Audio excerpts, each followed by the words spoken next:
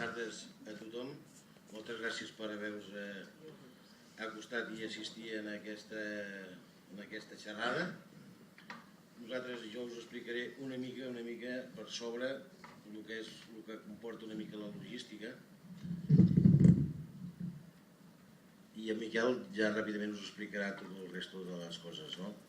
Com us ha dit la Eva, vam començar a xerrar i el primer problema era fer la volta aquesta famosa volta, veure quines motos podien ser les més adients, més adequades i tal. Vam arribar a l'acord que eren unes Transalp i llavors jo personalment vaig parlar amb la direcció de Honda del que es tractava i tal. Vàrem arribar a un petit acord. Amb tot això vàrem arribar, els vam dir les nostres pretensions, el que fèiem i el que podíem fer. I bueno, fins aquí vàrem arribar, vam dir va, endavant, i a partir d'aquí vàrem començar a venir les motos i els vam haver de començar a adequar i a preparar per fer això. Total, no és que haguéssim fet grans coses, però bueno, aquí com podeu veure, aquí les motos és el dia que varen arribar de Honda, tal qual com venien.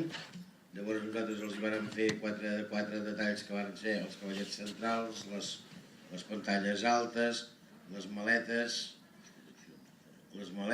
les proteccions laterals. Llavors també van posar-hi els escapes perquè degut a que en els països aquests que anàvem pensàvem que podíem tenir problemes amb la benzina, que realment va ser així perquè aquestes motos sort que eren motos amb injecció i sort que els van haver de treure el catalitzador i tota la història, van posar uns escapes lliures que van ser uns Leo Vinci concretament. Gràcies a això vam poder tirar perquè vam arribar a unes altures de 4.980 metres i amb unes gasolines de màxim voltatge de 83. Aleshores allò hi havia moltes vegades que cap tardejaven i ja no sabia pas si arribaríem o no arribaríem. Però bé, les motos van comportar, més que nosaltres. Llavors, una vegada fet això, vàrem anar a fer 4 vols amb les motos, vàrem anar a beneir-los tal com us ha dit la Eva, al Santuari dels Àngels a Girona. El mossèn molt preparat i molt content i d'allòs i molt dinàmic, ens els va beneir i gràcies a això penso que vàrem poder... Vam arribar a uns. Vols dir que no va posar una mica de gin tònic allà? Ja podria ser.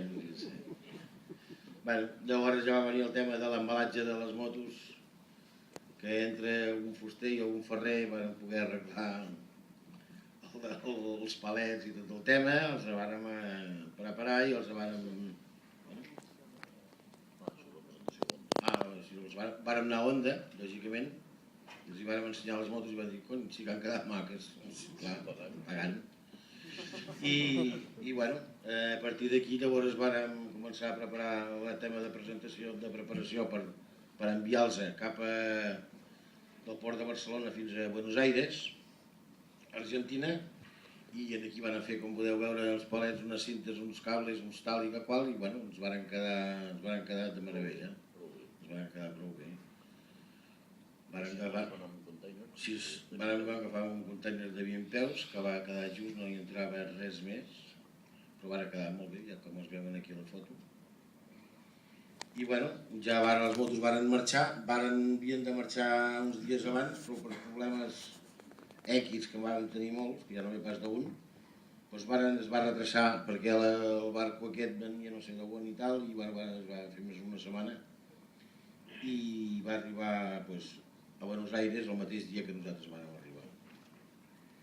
I llavors aquí va venir ja el primer combat. Vam arribar a Buenos Aires i bueno, ens havien dit unes coses, en van ser unes altres, i bueno, vam haver de començar a anar a veure el vista de duanes que ens havia de despatxar. D'aquí, vam anar al tema, vam arribar a Sant Antoni de les Cobres, antes d'arribar a la primera duana, ja estàvem molt alts, que estàvem a 4.300 o 400 metres, i ja vam arribar molt asfixiats, molt acabats. Total, que vam arribar allà i va haver algun que va poder sortir a camí i dir, però què fas, que això no es podia fer, i tothom començava i mal de panxa i aquí i allà.